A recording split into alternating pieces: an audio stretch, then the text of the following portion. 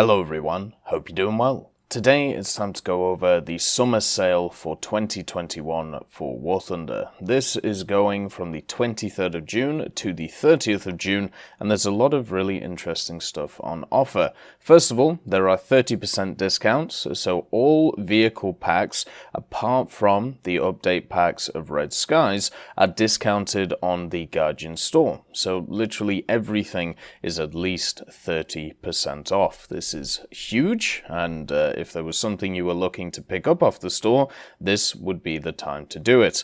Then you also have some special bundles which are also 50% off, which we'll be going through in this video, each of them, and some of them include the P-38K and LA-11, which are rare vehicles now since they were removed from purchase normally.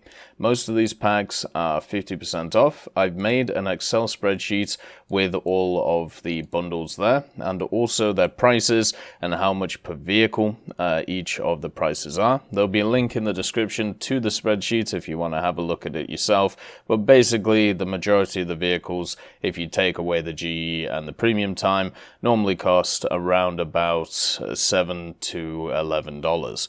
It's pretty much as simple as that, and there are some deals which are better than the others. I've set it up so it looks at the price of the packs instead of the just the actual bundles themselves, because each of the bundles are in a specific price bracket, whether it is $34.99, $39, $54 or $59.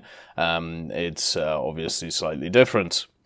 Now, the way to look at this is you can pretty much get a high-ranking premium vehicle and a high-ranking air vehicle for the price of one of them. That is the way to look at it, and always a good idea to pick these up if you're interested.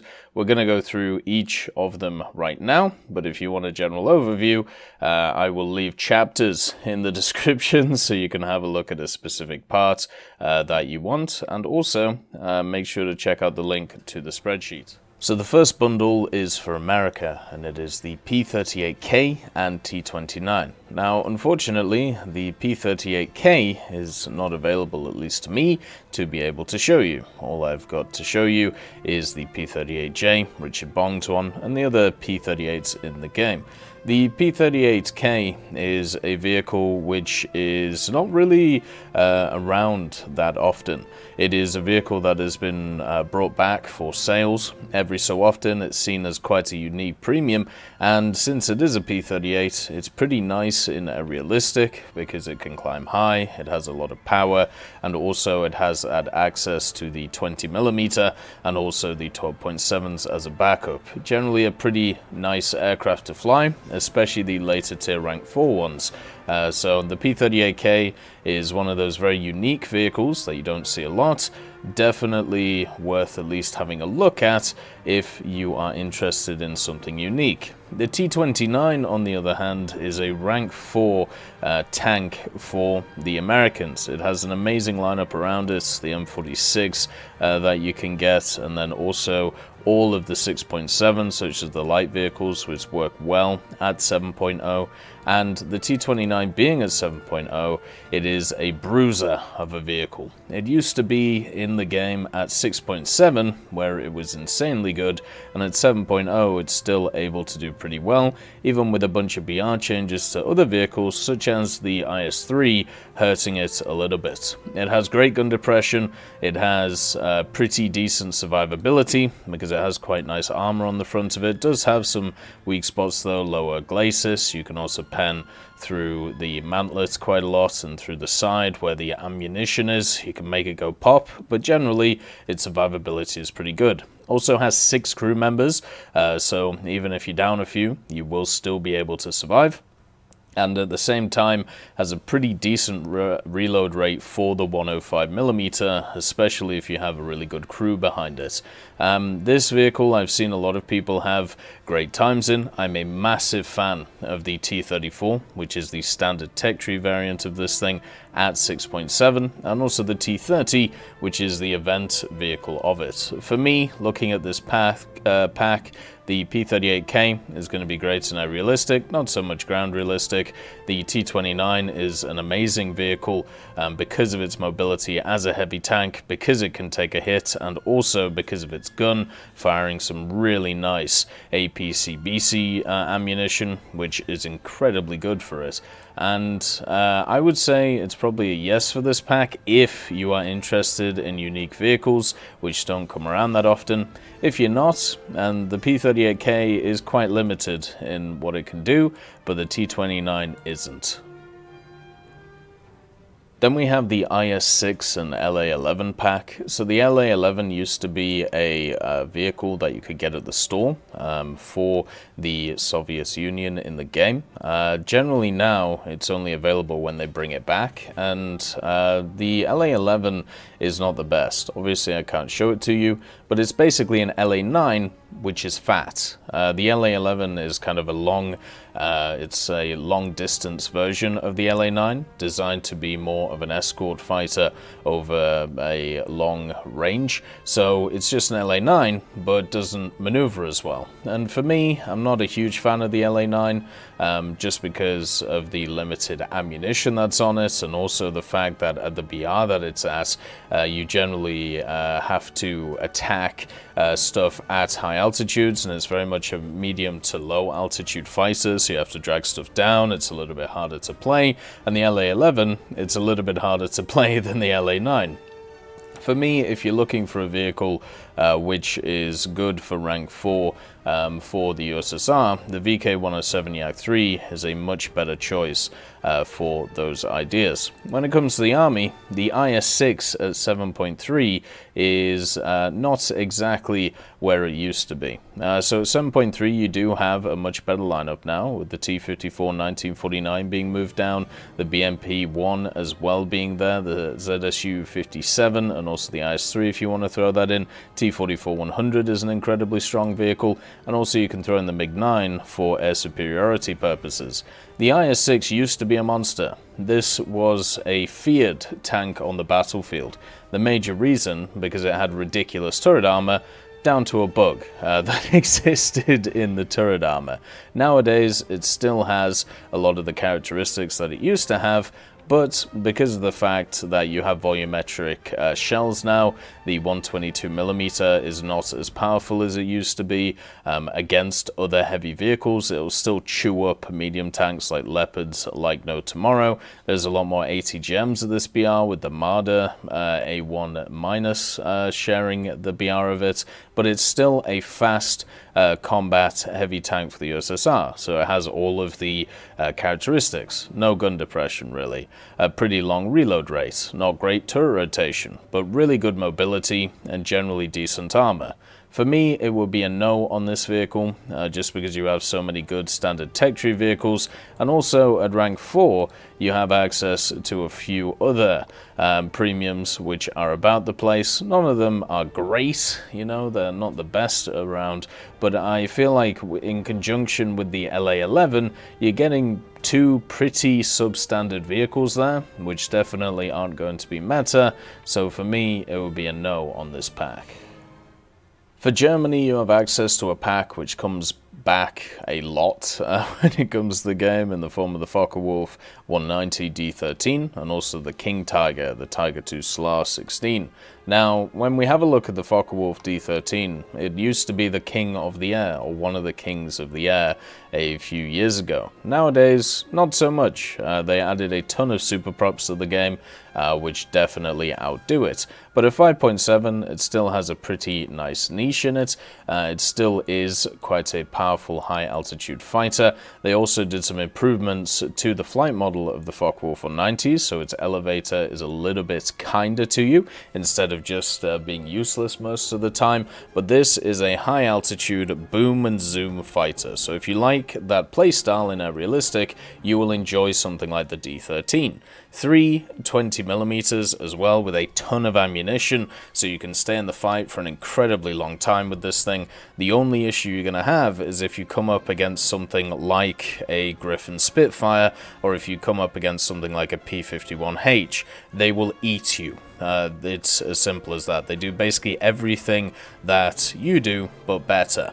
Now, it does have access to some ordnance, so 450s and a 500, so it can be useful in ground realistic, but I'd say there are much better options for premiums at 5.7 for ground realistic, if that is what you're interested in. The Do 335B2, for example, that's a really good pickup, and the D13, because it's more boom and zoom than turn fightery, it's not going to be great at the secondary role that you want in ground realistic, which is of course as a turn fighter to be able to establish air dominance. The Tiger II SLA, on the other hand, is always a decent pickup. The Tiger II-H, which it is based off, is a fantastic vehicle in the standard tech tree, and if you also have access to the Bulldog at 6.3 and also have access to the all of the tank destroyers right here, plus the Kugel Blitz, and then if you have the Flak Panzer 341, the Coelian, or the Panther II, the Tiger II 105, also the RU-251 in there, the Tiger II SLA just gives you another option to be able to bring another heavy tank. It has access to a beefier engine than the standard Tiger, and also has access to add-on armor on the turret in the form of tracks. Now, the add-on armor doesn't really do anything, but that more beefy engine definitely helps it, and it is basically just a standard Tiger II. The Tiger II has a really good gun on it. It has good gun depression, decent reload for that gun, and is survivable against a lot of vehicles that it faces, and in a down tier it just annihilates, because the only real weak spot this thing has is its turret cheek, and it's really easy to be able to mask this from the enemies by just slightly turning the turret a little bit, and as you can see, the armor increases a decent amount. So this is a really good vehicle to have at 6.7. 6.7 is a great BR because every nation has something there, or the vast majority of nations have something there, so you always get good queue times, you always can have a lot of fun, and if you're interested in grinding Germany, I think the SLA is a wonderful pickup.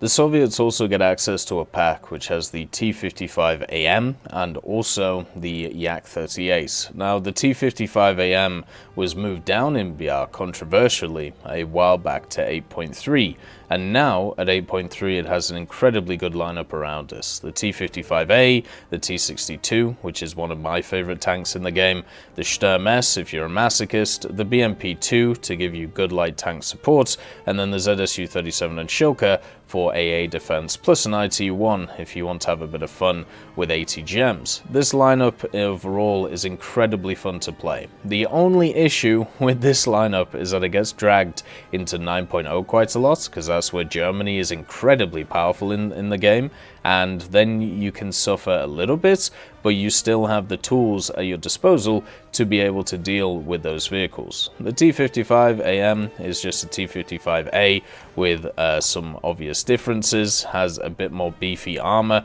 with a bunch of it on the turret here, as you can see, the composite armor, and also the upper glacis being very, very chunky. It's quite a small target compared to a lot of other vehicles around the place. It has a decently sized engine and also has access to a ton of really cool rounds, including the 3BM25, which is a really good APF SDS round. Also has access to 80 gems if you don't want to aim, but I would say APF SDS is the way to go. The laser rangefinder, also being automatic, gives this thing a little bit of a buff as well.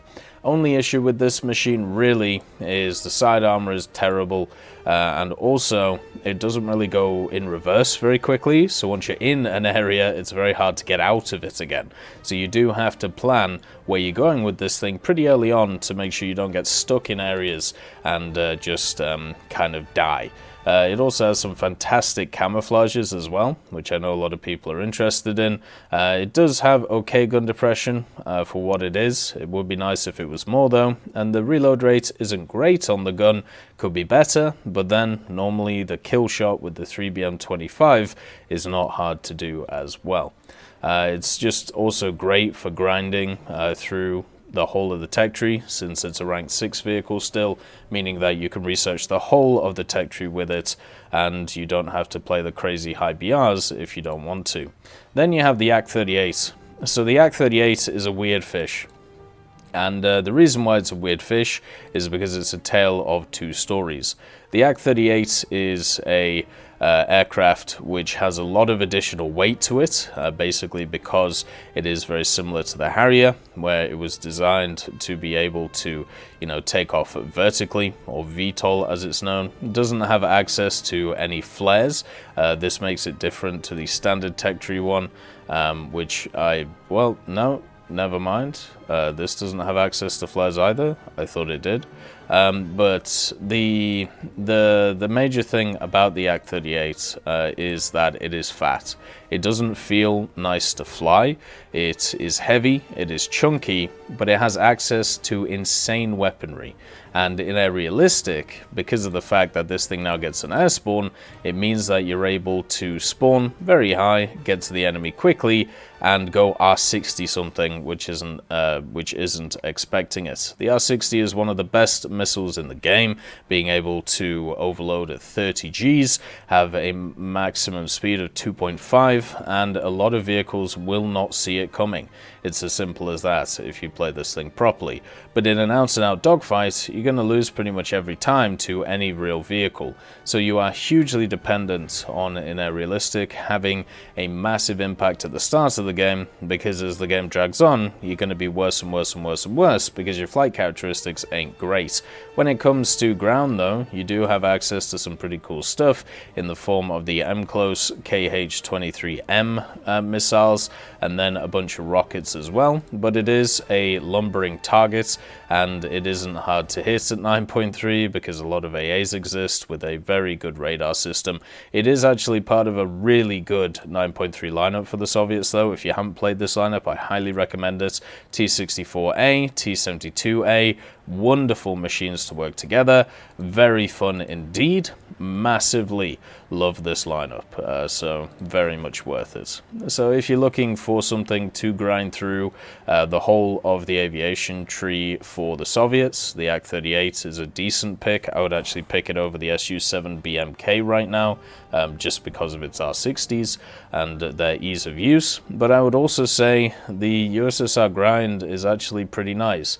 Rank 5, they have a ton of really cool vehicles, apart from the LA-200, that thing's trash. And rank 4, they have a decent amount of okay vehicles, but they're kind of rough in certain areas when it comes to high altitude performance. Rank 3, 2, and 1, though, are incredibly fun to play. So I wouldn't worry too much about, having to get to top tier quickly with the Soviets when you can enjoy so many of their vehicles which are around. For me, if I was going to say for myself, would this pack be worth it? It would be a no. But if I was a person maybe in rank 6 or rank 5 looking to make that last push to rank 7 to get like the T80U and the T80 BVM, stuff like that, yeah, I would definitely pick up the T-55AM because it has such a great lineup around it. And as a bonus, you get a Yak-38, which you can use in a realistic and learn how missiles work, and at the same time, grind through a decent amount of this tech tree. Then we have another pack for the USSR, and it is the one with the Ka-50 and the T-72AV. Now, both of these vehicles are insanely good and some of the best in their class when it comes to their BR. The Ka-50 is one of the most known vehicles, infamous, may you want to say it, at high ranks in helicopters and ground realistic as well, mainly because it has access to some ridiculous weaponry, mainly the Vickers missiles, which have ridiculous pen, very easy to use, and an insane firing range as well. It does also get access to Iglas that everybody forgets about, which are also incredibly powerful. The Vickers missile itself is insanely good in the game. There is a reason why, when it comes to the top tier of War Thunder, you only really see two sets of helicopters. You either see the Ka-50 or the Ka-52, or you see the later rank Apaches. Sometimes you see an Mi-28, but only really at the start of games because they are rocket rushing, and you can still do that in the Ka-50 as well with the S8KOs that you see right here. You also sometimes see the Tiger UHT, but the Ka-50s are kind of a one which you just see all the time. This thing is great for grinding out the USSR tech tree when it comes to helicopters to get that Ka-52, which is just a better version of this thing, and it's just a monster. It's as simple as that. Since its release, this thing has always been meta, not meta-defining completely, but has always been good in the 10.3, 10.7 bracket. And now that you have a really good 10.7 and 11.0 and I believe also 10.3 lineup for ground, it works really well with them. Or 10.0, yeah, lineup. And the other one, the TURMS. So the TURMS is a insanely good vehicle as well. As somebody who has spaded the T-72A and both T-72Bs, what I can say from the T-72 platform is it gives you decent mobility, even though this is the A version at 9.7. It gives you good survivability because of how the this is set up, the autoloader system is set up. If you only take like 15 rounds, which is generally what I take, this is only really half full, so people just shoot through you and actually don't kill you. Also, it's quite a compact vehicle, so it's got a low silhouette. It does have distinct weak spots on it, which are not hard to hit. You know, if you are struggling to pen it, breach, driver port, low glacis. This is how you deal with every Soviet vehicle ever in existence. The TURMS is no different. So simple as that. It also gets access to Gen 2 commander thermals, Gen 2 gunner thermals, so if you're struggling to see anything, you won't in the TURMS. You'll be able to see everything, even to into your mother's soul. And the ERA doesn't really do anything. Like, the armor is not why you buy this thing. The armor is not up to scratch for 9.7, but the thermals are. The mobility is pretty much there as well, and also access to the 3BM42, which used to be the best round in the game for the USSR. Now we have stuff like the 46 and also the 60, but mainly the 60, which is better than it. But at 9.7, now that the max BR has gone up to 11.0, you are technically now top of that BR bracket that you're in. So it goes 11.0 to 10.0, and then 9.7 to 8.7, so the TURMS is in a really nice position when it comes to the game. It is a fantastic vehicle. Some may call it a bit too good for a premium, but generally it is insanely good. So if you're interested in picking up a decent pack for two very good vehicles, and remember the TURMS has T-72B and T-64B support following it as well, this is a hell of a deal. Then we're back to Germany, and Germany has two powerhouses in a bundle, the G91R4 and also the Leopard A1A1 L44. The Leopard A1A1 L44 is a 9.0 vehicle, which, being 9.0, has always been a constant surprise to me. It is basically a Leopard A1A1, which has access to the 120mm L44 Rheinmetall 120, and it gets access to DM13, which is the same round the Leopard 2K uses at 9.7. The Leopard A1A1 L44 is an incredibly strong vehicle. It has Gen 1 gunner thermals, it has good mobility, doesn't have the best armor, but sometimes the breach can bounce or ricochet shells. It really shouldn't, so that's pretty much its only survivability, but it has all of the bells and whistles you want from a high-ranking premium vehicle. It can research everything in the tech tree. It's at a BR which is incredibly good for the Germans. You have access to the 1A5 and the standard tech tree, the A1A1, the Gepard, which you can throw in as good AA.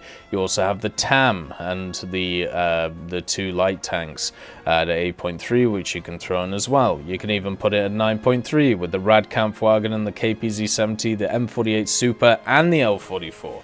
There's just a ton of options you can run with this thing, and even the C2A1 if you have that as well. There's a reason why Germany is seen as very strong at 9.0, and it's because it has an amazing lineup, and then it has an amazing premium on top of it in the form of the L44. The L44 doesn't really have a weakness. It has a good reload, it has good gun depression, it has good rewards on it as well. It has has a low repair cost. There is nothing about this vehicle which is bad. It's just all incredibly good in general to actually play. And as somebody who really enjoys Leopards in general, this one is a definite pick. And the G91R4 is another vehicle which shows, which bolsters that 879093 bracket for Germany. And the reason is because it has access not just to a ton of sidewinders, in the form of 4 of them that you can see here. It also gets access to Nords. Now these are AS Nords. It does get AA Nords, so the proximity plane Nords, but the AS-20s are the ones that you've got to be really careful of. This pretty much guarantees 4 kills from the air whenever you are playing ground forces. You just have to line them up. They also overpressure anything that is open-topped or is lightly armored. I've been killed so many times by Nords, probably one of the things that I've been killed by the most, and it's because they're so easy to use and so easy to fire in a straight line and kill things. You can control them if you want, but the majority of people don't. They just throw them and then you die. It does lose 2 12.7s while doing this though, but that doesn't matter. It's still mainly just there for the air-to-ground missiles. And in Air Realistic, with 4 AIM-9Bs at 8.7, it gives you a unique playstyle for a vehicle at that BR to be able to do well. You are quite heavy with the AIM-9Bs, but if you use the missiles properly, then you can have a great time with it and then finish stuff off with the 50 cals. Overall, this is a very strong pack. You also get a pretty cool camouflage too.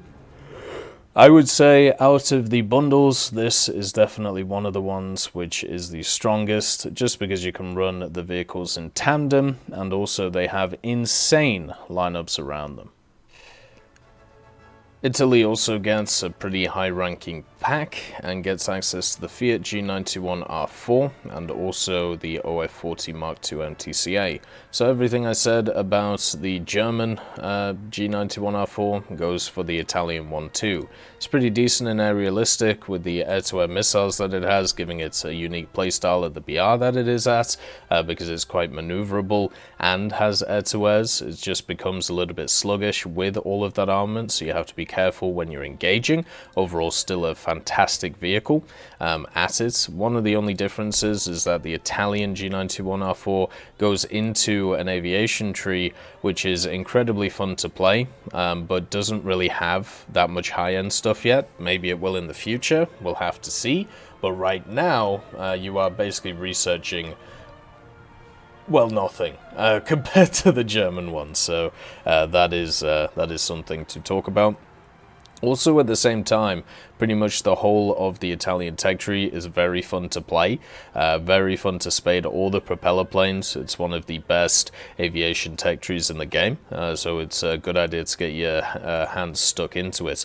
But the R4 is great in Air Realistic. It's also great in Ground Realistic because it has access to the Nords, and unlike the German one, which has the R3 in the tech tree, this actually doesn't exist in the Italian tech tree. So if you want access to the 4 Nords, then you're going to have to get the G4, or sorry, the R4 at 8.7. It's a good pickup. It's a really good vehicle.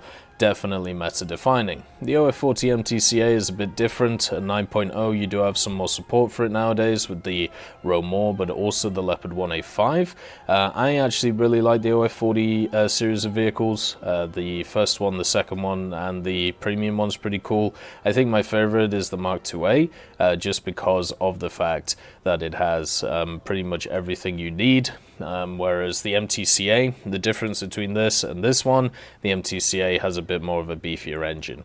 That's really it. The beefier engine is, what, around about 50 more horsepower? That's all you really get. But a 9.0 with the Dardo and the other two, you have a really good lineup, plus the R4 as backup. It's a solid lineup to have, and also since you'll be on teams with that German 9.0 lineup quite a lot, you should do very well with this. The 040 MTCA doesn't have a ton of armor on it. It has this spaced armor on the side, which isn't good enough to stop anything. The way I describe this thing is it's a fat Leopard, not because it's slow, because it's very mobile and very easy to get in and out of a fight, but because it's just a thick boy. It's a little bit bigger than the Leopard, it's a little bit wider, has access to the 105 on it. The 105 has access to the DM23 APF SDS, so good enough to go through anything you need to, has a laser rangefinder, has smoke, has everything. The only thing it doesn't have, compared to some of its contemporaries, is access to thermals. So if you want thermals on your premium vehicles, this doesn't have them. And this means that night battles are a bit of a pain with it. Luckily, you don't see too many night battles at this rank compared to higher ranks, so you don't have to worry too much about that. But that is a consideration that has to be thought about. It has the standard reload for the 105, has also very good gun depression, good mobility. It does everything well. And it is a fantastic vehicle because of that, and in a fantastic lineup, it is a really nice pick. America has a high-ranking premium pack as well. It has the XM1 in it and also the Harrier, so you can run these two in tandem with each other. The XM1 is sat at 9.3, and then when it comes to the Harrier, it is also sat at 9.3. Now, there is a lot to talk about these vehicles. The XM1 is, a lot of people call it a mini Abrams. It's not really a mini Abrams. It doesn't have the survivability of the Abrams at all, really. You know, it has, I suppose, the blowout packs at the back, but the armor on it is really weak. So it gets penned by pretty much everything that it gets faced up against. Its armor is not up to snuff, but everything else is pretty nice. Has access to the 105 M68 cannon. This gives it access to M735, which is a wonderful round at the BR of 9.3. It has insane mobility thanks to its 1500 horsepower engine, which it has, and this just means it can motor around the place maybe a little bit too fast, which is something that I've seen happen quite a lot. Sometimes when Abrams drivers or XM1 drivers just run around the place with their head cut off, they do get killed quite easily. So even though you have all that power, sometimes it's not as good to be able to run around. But the fact that you do have that power means that you can reposition very effectively and do really well. You also have access to great turret rotation, really good gun depression, the standard reload for the gun.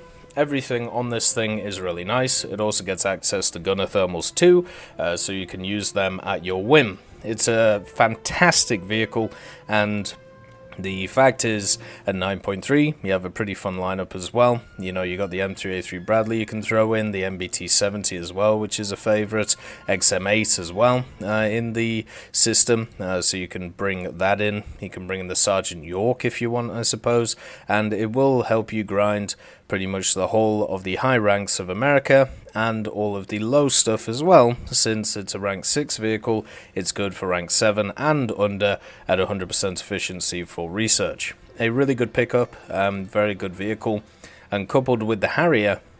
So the Harrier is an interesting one. Being a VTOL aircraft, it gets access to an air spawn in aerialistic.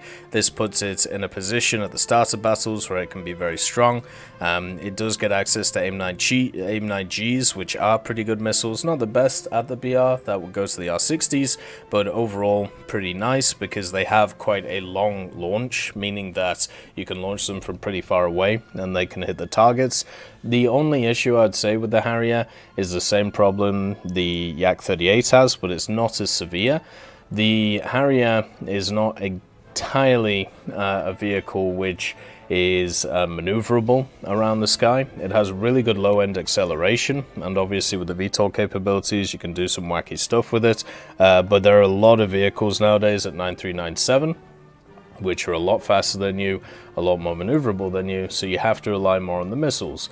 Now, also, it does get access to a bunch of bombs and rockets, meaning that you can use these in ground realistic, which is really nice, so the bombs are fantastic at that. It doesn't get access to flares, like the standard Tech Tree Harrier, and I just want to check if this thing actually has CCIP on the bombs or not. I believe it does, but I just want to check for you right now. But yeah, the VTOL aircraft, even though they have the VTOL capabilities, you don't really use the VTOL abilities that much most of the time. The only other issue with this thing is that it does get access to engines which love to overheat. So let's see. Does it get a bombing indicator? Oh, it does. Well, that's disgusting. So yeah, it's much better in ground realistic because you can just bomb stuff on command with the arcade bomber marker. And yeah, the only issue with this, it's a little bit sluggish compared to other vehicles around its BR. And at the same time, its engines overheat, so you can't run at 100% all the time. The XM1's a fantastic vehicle though. This goes along with it very well in ground realistic, and in air realistic, this can hold its own, but I would prefer to have a different machine over it. The Japanese get access to a bundle which has the F-86 in it, the F-40, and also the Type 74 Mod G Kai. Now, the Sabre that the Japanese get access to, the F-40, I've actually played in other tech trees. So I played it in the Chinese one. You can see I've nearly got it spaded. And I've got to say it's a bit subpar for the BR. The major issue with this thing is that it gets access to missiles. And I know that may sound really stupid because of the fact that that obviously gives it quite a lot of capability. But what you have to understand is what it also means is its BR is at 9.3. The Harrier is at 9.3. They were looking to move down the MiG-21s to 9.3. The Yak-38s are 9.3. All of these things are insanely better than this machine, and the F-40 takes a role where you have to play incredibly defensively and be able to just keep getting attacked over and over again by guns or missiles, and then once you defensively fly enough to be able to get them in front of you, then you're able to use the missiles and guns effectively. I would say the F-40 is in a rough place right now in the game. I don't think it's in a great place just because of the fact that it lacks the acceleration required to be that useful. It was really tough playing the Chinese one against a bunch of vehicles that I had to face to get the air-to-air challenge done. I don't know what my stats are in it. They're probably not too bad just because of the nature of the BR. Or maybe I'm absolutely blind and can't see it anywhere. So we have the F-30. Where the hell is the F-40? I'll find it eventually. Oh, there it is. So we went 75 and 29, which sounds really nice, but the issues that I've had with this compared to other 9.3s, 9.7s are very, very, very egregious. It also doesn't have too much use in ground battles, just because it only gets 2 1,000-pounders, and at the same time, you don't really have a 9.3 lineup unless you want to run the AA by itself, which would be a very odd idea. Well, you can't even do that anymore. Never mind, you just don't have a lineup with this thing. So the F-40 for me is a no-go. The Type 74G, though, is a pretty nice pickup. 9.0 you don't have a lineup, but you do have two very strong vehicles in the two standard Tech Tree Type 74s. Type 74s are some of my favorite vehicles in the game. They have access to a really good round in the form of the Type 93 4A.7 and have access to, you know, the good laser rangefinder, rank 1 APF SDS, which is always nice, good mobility, hydropneumatic suspension, which is pretty cool, standard reload for the 105, and the Type 74 Mod G gets all of those things, but there is one key difference. the G gets access to gunner thermals and also an LWS LR, which is really nice, even though it's a little bit less useful nowadays, but it does get access to those two things, making it a 9.0 vehicle. You can easily run these two with it though, plus the Type 87 and the Type 89, making overall a fantastic lineup, or you can throw in the Type 16 if you want, but you don't have a lineup which is strong on all fronts like the German and the Italian one, because you lack with the aircraft front, you lack for a good ground attacker, which is a problem at this BR for Japan. I would say the Type 74G by itself is fantastic. The F40 is definitely rough to be able to play through. I would rather personally just grind through stuff like the R2Y2s, the Kicker and the F30 to be able to get the higher echelon stuff, and the T2, since that thing now got dropped to 9.7, so therefore it's in a much better BR bracket for the vehicle itself. So it's a story of two halves here. The Type 74G is really nice, really fun to play. I would actually say it may be worth just talismaning a Type 74 in the tech tree to get the same effect as the Type 74G with a little bit less SL returns, because they are that good. So you could do that instead. The F40 though, it's a struggle snuggle. The Chinese have access to a bundle with the T69 2G, which is an 8.7 vehicle, and also the Shenyang F-5, which is a 9.3 vehicle. Now, the T69 2G that you find is a pretty interesting one. It also has a pretty nice lineup around it. The ZTZ59D1, the M60A3 TTS, the PGZ09, and also the PTZ89.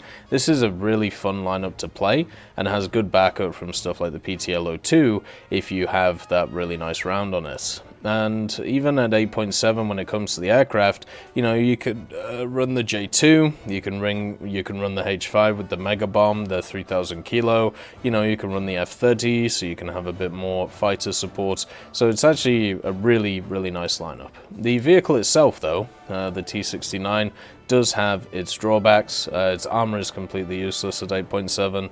It generally has to fight stuff with DM23 or the likes, and that goes straight through it. It has access to a pretty decent APF SDS round. It's not the best in the business. You know, we had a look at the Type 74 round. That one's really, really good. But this one, it's okay. It'll get the job done. It's got good muzzle velocity. It does everything pretty well. Access to no thermals, unfortunately. Only NVDs, but does get access to a pretty fun little round, the DTB1. This is a HEVT round, which you can use on the vehicle itself. It doesn't really, even though it does work, right? It does work as a thing, but I've never seen it used effectively, is probably the way to put it. It's good against helicopters, it's good against aircraft if you can hit, but that's really about it. And the reason why it's not the best in the business is not because of the round, but because of everything around it. The gun itself, 9.7 second reload, so longer than the standard 105 you get at this BR. Its turret rotation isn't the best, its gun depression and elevation aren't the best, so the gun characteristics or the gun handling characteristics of this vehicle, not great. Definitely not very good. The ERA is pretty much useless. The armor will just get chewed through. The engine power as well, only 513 for this 37-ton vehicle. Definitely not great mobility wise, and also doesn't like going backwards either. This is just a T-55AM with a few more bells and whistles at a slightly higher BR. And for me, I would say it's not the best in the world, and you already have a really good 8.7 lineup, so why not just use that instead? But I suppose if you want it to complement, you know, some of the vehicles that China has, you could go for it. China also is one of the nations which could easily have massive expansion of rank 6 and rank 7. We've already seen it over like the last year with the additions of the 96s, the 99, the 2 AAs, the PTZ, the CM25 and the PTL02. None of this stuff was here before. Over, you know, the last 2 years, these have been added. So yeah, it's kind of as simple as that. It'll be good for going forward, you know, it'll be good for years to come. That's researching stuff for China and rank 7 and below, but I don't think it's required personally. Then the Shenyang F-5. This is an interesting vehicle because it's basically a MiG. I believe it's based off a 17, and it has access to the Shenyang Liming WP5 jet engine, which actually does have an afterburner on it. It's a very fast vehicle. I don't think it's Mach 1 capable. I think it's pretty close though. It does get access to the standard MiG armament of 137 and 223s, so if you're not used to the lay of the guns, it can be a little bit rough to use, but it has really good RP on it, really good SL on it, and also you get access to air-to-airs in the form of the PL2s, which aren't very strong. You know, they're pretty much equivalent to M9Bs, which are, you know, weaker missiles when it comes to the game, but they can slow your enemy down, so you can be able to finish them off with the guns. I would say the Shenyang's a pretty good vehicle, but it does have its drawbacks as a vehicle, and that's pretty much what it fights nowadays. You know, 9.7 is a meta BR right now, and the Shenyang at 9793 struggles quite a lot against supersonic aircraft and getting the guns on targets. You're going to have to learn how to defensively fly a lot, and if you can't do that, well, you're going to have a bit of a bad time. Also isn't that useful in ground, not great ordnance, so much more of an aerialistic thing. If you want to use this to be able to get past all of the copy and paste stuff for China, I would honestly say the Ki-84Ko at 50% off is probably a better idea than the Shenyang F-5. The Swedish have another pack which is a tale of two halves. It has access to the CV90-105 and the Saab J-29D. Now, I've used both of these vehicles quite a lot. The Saab J-29D I really don't like a lot. I think in aerialistic it's slow at 8.7. The only redeeming factor is the 30mm, which are very strong on it. Generally, this is much more of a ground realistic plane than it is an air realistic plane. I call the J-29s the bathtubs for a reason. They handle awfully in the air and are really annoying fighters to use compared to some of the competition that they face. The redeeming factor is the fact that it gets access to some pretty nice rockets, even though they're not very accurate. If you hit the target or get close to it, you'll do a lot of damage. And the 30mm, they are cans, so that means they have good penetration on them, meaning that you can top down vehicles quite effectively with the J-29 overall. It does have access to quite a powerful engine as well, but I would just say it's just not a meta vehicle. It's rough to play, and there are a lot better offerings from other nations at the BR. Sweden kind of struggles with the J-29s. I'm sure it does great with the Draken, and before that it has some fantastic vehicles, but the J-29 itself is really rough. Then we have the CV90-105.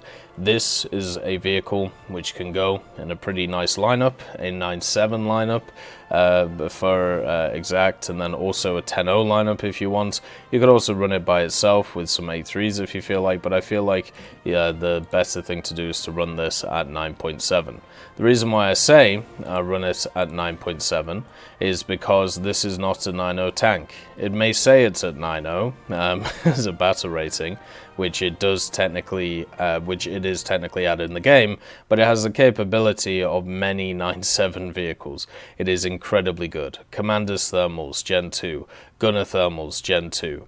Access to smoke grenades, laser rangefinder. It has access to scouting, giving it an extra feather in the cap. It also gets access to DM23 as well, and M735, so DM23 at 9.0 gets the standard 105 reload as well. Good gun depression, very good mobility.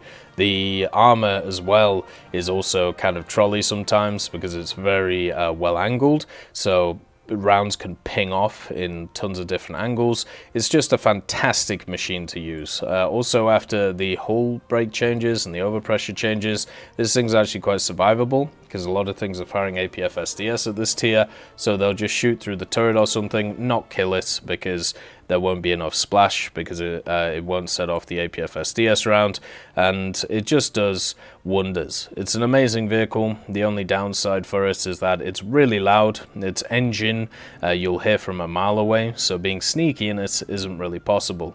Really good rewards on it. Fantastic vehicle.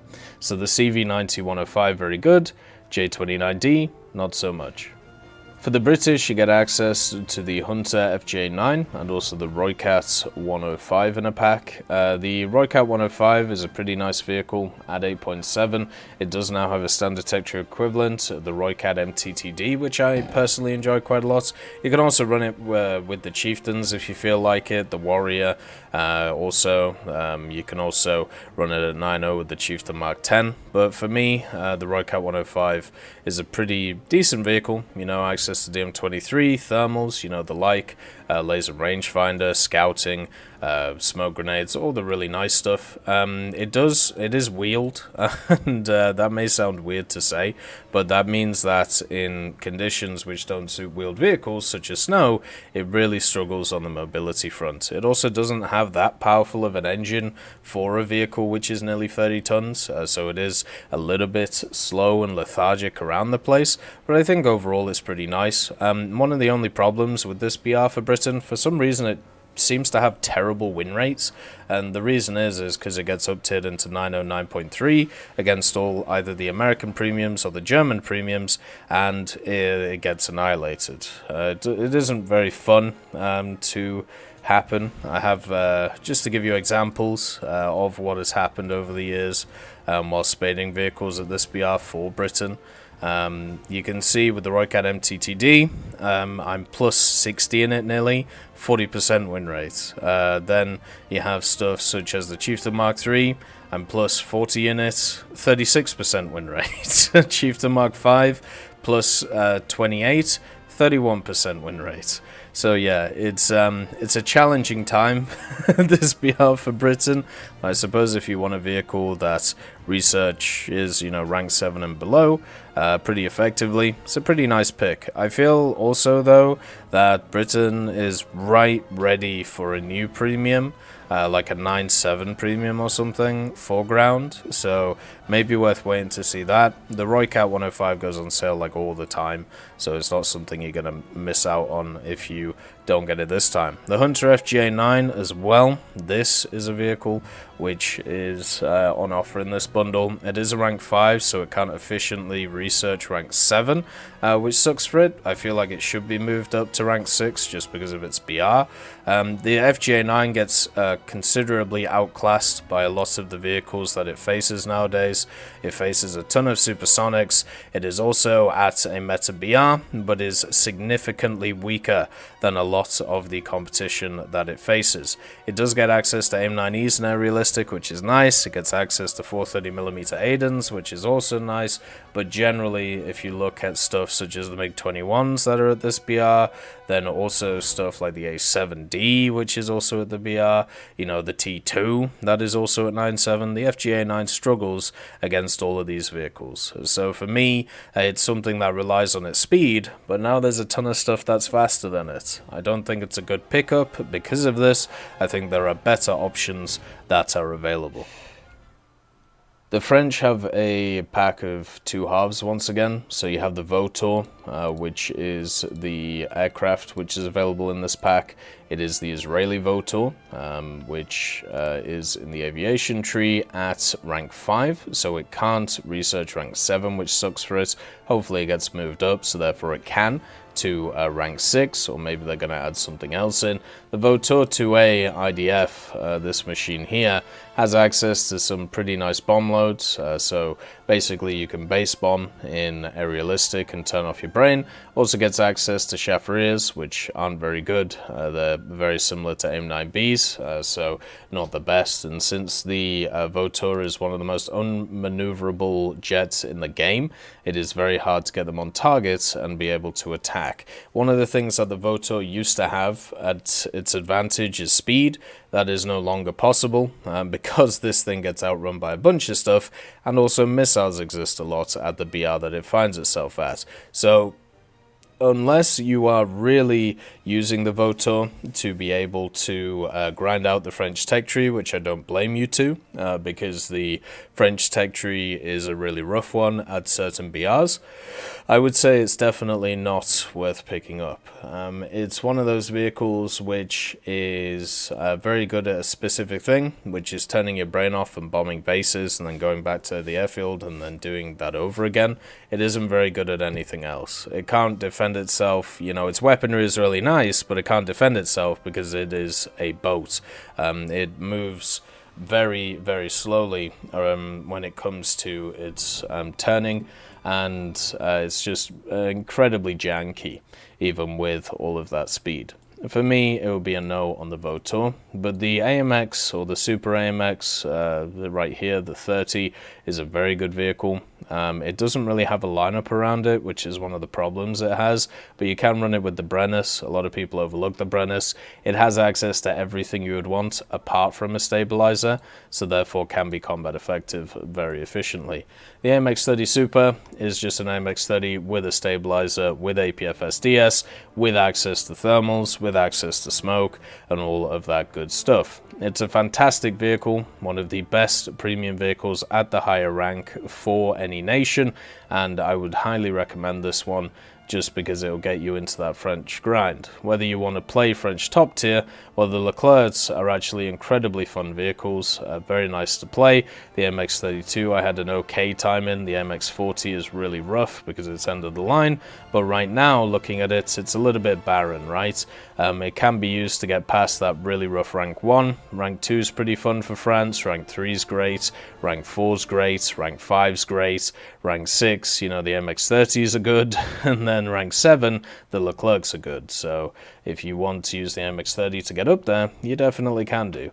It's an amazing vehicle, definitely worth going ahead. Doesn't do anything badly, and does pretty much everything well, so definitely worth it, whereas the Vautour, probably not.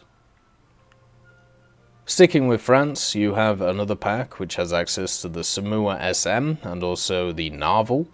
So the Somua SM is a really good vehicle. It sits itself at 7.3, has some very strong lineups around it with the AMX-50 and also the AMX-M4, the Lorraine 40T of course at 7.7, the AML-90 is very fun to play, same with the AMX-1390, the Surbassé of course, which is great. You know, the French really do well around this BR, and it's very fun because of the fact that it has access to a bunch of autoloaders, good mobility and pretty good armor, and all of that nice stuff. At 7.3, it is a rank 4 though, so you can only effectively research rank 5 and below. That kind of sucks, but it's still pretty good at getting up to these echelons. It has a 100mm SA-47, has a 4-second reload because it has the French autoloader, has a very trolley front armor on it. This upper glacis can bounce a lot of stuff if you're not used to it. The turret itself is kind of bouncy because of the different layers that it has access to and the way that volumetric shells interact with it. And also it has the APC-BC for the French, the 100mm, which has high pen, high velocity and high damage. The Somua is a really good vehicle. It works incredibly well. It's a fantastic vehicle and definitely worth having a look at. The Narval isn't. The Narval is a confused vehicle, is probably the best way to put it. It will get you past a lot of the really rough French tech tree. It won't be too hard to get past a lot of this stuff, but the Narval is a vehicle which gets an airborne and aerialistic, which is nice, but it needs it because it's not exactly the fastest thing around, and also loses or bleeds a ton of speed in the turn. It's a very interesting vehicle with the propeller on the back of it, with the engine right here, the Arsenal 12H. It has access to really good firepower in the form of 6 20mm MG151s. The issue is getting those 151s on target when killing enemies. That's where it's a problem. Does get access to 2 1000 pounders, so good for one kill at 5.7, which is really nice and ground realistic, and then it can play the superiority role, but it's not very good at it because it isn't very maneuverable once again, and overall its flight characteristics really aren't that great. And also at 5.7 for ground, you don't really have a lineup. There isn't anything at 5.7 apart from the BR and also the Dauphiné. So if you have both of these, I suppose, maybe consider picking it up. But if you don't, it's useless in ground. For me, I'd say the Somua is amazing, the Narval is not. Pretty much as simple as that. The last bundle that's on offer doesn't really make sense, but it is for two pretty fun vehicles, the Wyvern and the AVRE. So if you're looking for a bit of fun in the game and something different, this is the pack you pick up. It's not meta-defining or anything like that, but it's pretty fun. First one is the Mark V AVRE, rank 5 machine used by the British, and it has access to the 165mm 6.5-inch L9A1 demolition charge projector. It basically fires a massive Hess shell at whatever it looks at. Doesn't have a rangefinder and has ridiculously low velocity of 259 meters per second, so it is a true donk truck. Also has access to some extra armor in the form of plates, such as this composite screen here, and also some Romor A ERA on it, and also the scoop, giving it a little bit more armor. It's a Centurion, which is heavier, so slower, with a donk gun. It's a bit of fun, and always nice to see them around the battlefield. It's not meta-defining, you know, its reload's too long, its turret rotation is not great, it's too slow, it cannot have a huge impact on the game, but if you're trying to have a bit of fun, you know, why not? It's a fun and enticing vehicle. The Wyvern is a little bit better than it. It keeps getting dropped in BR for some reason, no idea why, and you can find it at rank 4. It's right now at 4.3. So you have a banger of a ground lineup to run it with, the Concept 3, and then also the Sherman Firefly, Churchill Mark 7, the Avenger, so you can run that 4-7 lineup, which is very strong, with the Concept 3, which should be a 4-7, and with being at rank 4, you're able to grind out all of rank 5 and below, which is pretty nice, and you can just ground pound in a realistic if you want to make a bunch of SL, and also if you want to just grind through the British tree pretty quickly. Also, the British tree is really fun to play though, so I would say give it a go instead of just grinding straight through to the higher ranks. It gets access to 3 1,000 pounders. This is what makes it special, because you can use them in ground realistic, and you can use them very effectively in ground realistic along with the rest of the stuff going on. So it's a fantastic machine for that. It's a really good machine for ground pounding in air realistic. It isn't good at actually dogfighting in air realistic. This thing is not maneuverable enough to be good at that, but it is quite fast, so you can sometimes run away from enemies that you fight. So this pack is a bit of fun. It's a little bit enticing. I'd personally say it's not worth the value, but I'm sure some people who just want to have a bit of fun in War Thunder would definitely see the value in it. And just quickly looking at the packs which are 30% off, which is pretty much all of them in the store. The ones that I would recommend is the starter packs. The starter packs are generally very good. They're very cost effective. You get 2 premiums that you can use at rank 2 for decals or certain dailies. And also they're normally pretty good vehicles as well. Very cheap and a great way of getting back or starting a tech tree. The other ones are the Pacific campaigns. So the USA Pacific campaign and the Japanese Pacific campaign, you get a very fun, unique premium out of either of them, such as the A675 Co, which is an amazing vehicle for Japan, really good. I would actually say meta-defining aircraft in air realistic at least. And you also get access to a set of missions which have a narrator in them. And the narrator is Stephen Fry, which to me is pretty awesome. There's these little movies that he narrates in the game, and fantastic to be able to go through that if you enjoy single player content. But if you just enjoy premiums, that is always a pack to go for. It's always a really good deal to get them, always fantastic to do, so pick them up if you really like those tech trees. The starter packs are great as well. All the rest, you know, they're pretty nice, but I would rather go for the bundles themselves. Anyway, I hope you have enjoyed this video, and I'll see you next time. I'd like to thank BRFC, Swollen Ostrich, Teddy, John Ryman, Universe, Conte Baraka, Eugens Terry, Ambrosius McClellan, Daniel Stanton, Martinez, B. Young, Lafouche, Barine, and Samuel Schlick for supporting the channel.